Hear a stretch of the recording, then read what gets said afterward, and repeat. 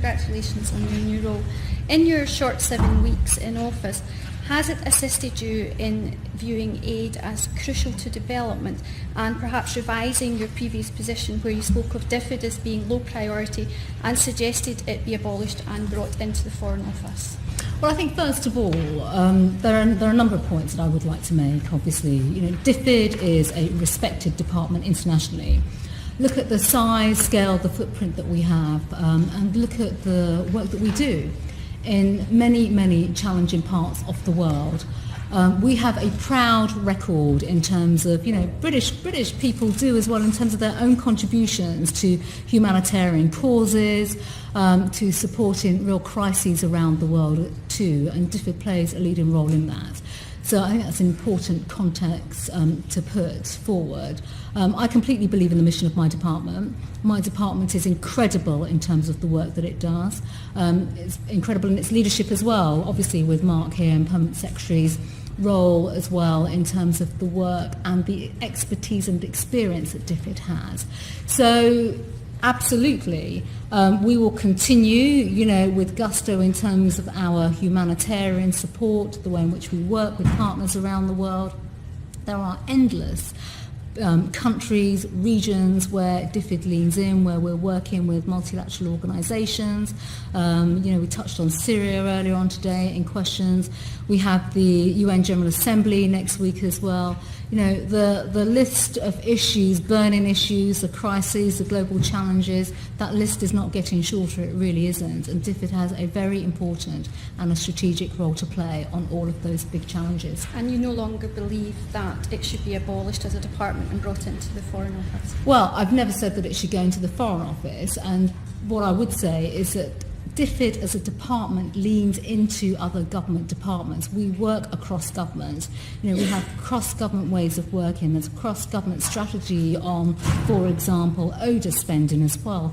And of course that continues. And I think it's really important to say as well, DfID as a department leans outwards across government departments. We are integrated in our ways of working.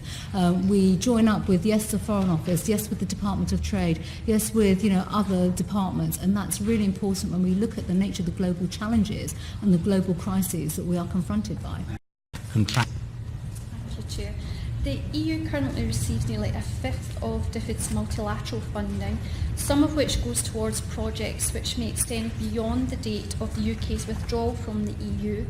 How will the Department ensure a smooth transition out of the EU, especially for crucial beneficiaries of UK and EU aid projects?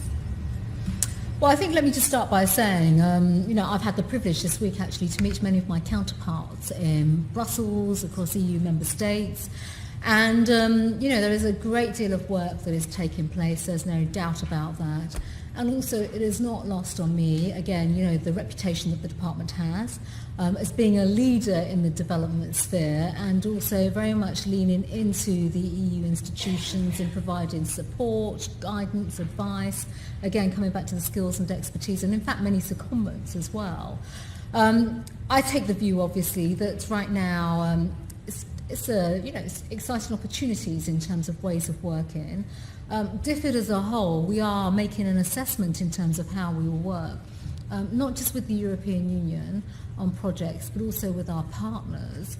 I've been clear with Commissioner Mimitzka as well this week that we will continue our collaborative ways of working. There are so many avenues of dialogue, shared interest, shared outcomes as well, where we're all working together. And so we will have a constructive way of working with our partners across the European Union. I have no doubt about that. And of course, we will look within the withdrawal process in terms of the negotiation process and the time frame. We'll work across governments in the way in which other government departments are in terms of some of the issues about our contributions and how that will work going forward.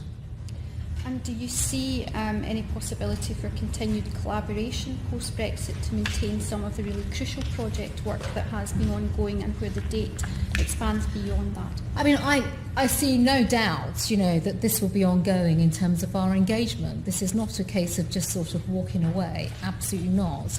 As I've said, we lean in, we are very positive, we're very proactive in terms of ways of working. I mentioned, right down to secondees and partnership working. That will continue, and I think in all the discussions that I've had, certainly this week in Brussels, that is an area where I think from both sides we want to continue to develop that. Sorry, Lisa, are you still? Well, I still have further questions, but if anyone wants to intervene there. I'll come in after you, and Jeremy as well. Okay. DfID relies on the EU to deliver support to a number of fragile states where it does not have bilateral offices on the ground, such as Burundi and the Central African Republic.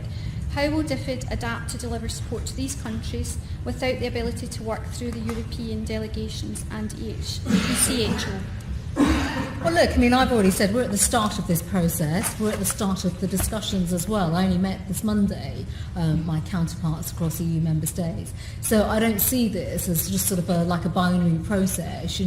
This is ongoing. This is a dialogue that's taking place. We fully recognise, where the European Union is working in difficult parts of the world where we ourselves don't have a footprint.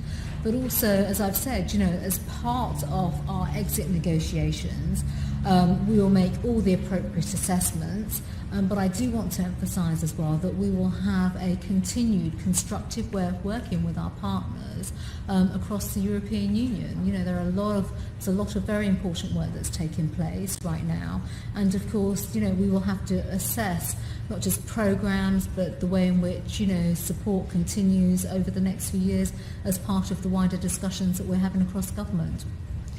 But apart from having the dialogue, do you foresee a continued footprint in these countries, and how would that occur? Well, look, we are at the start of this, so I'm not going to give you a sort of like shopping list right now, or even a blueprint in terms of what this is going to look like. I cannot do that, and I'm going to be very clear about that, so I don't want to raise the wrong kinds of expectations. I'm very pragmatic and very practical in terms of the ways of working. We are going to have open dialogue. Our partners across EU member states recognise the leadership role DfID has taken in the sphere of international development.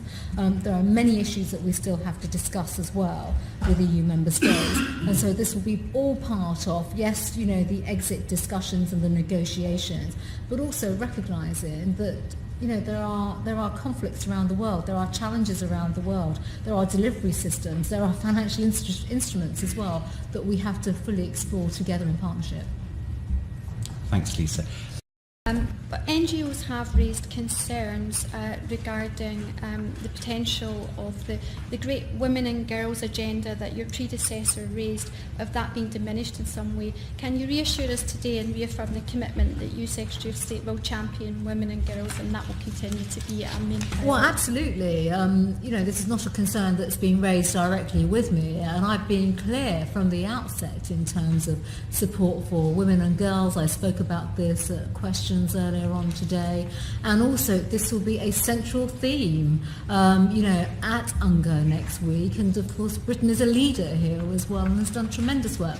And I just would like to pay tribute to my predecessor, because she was a very, very strong advocate.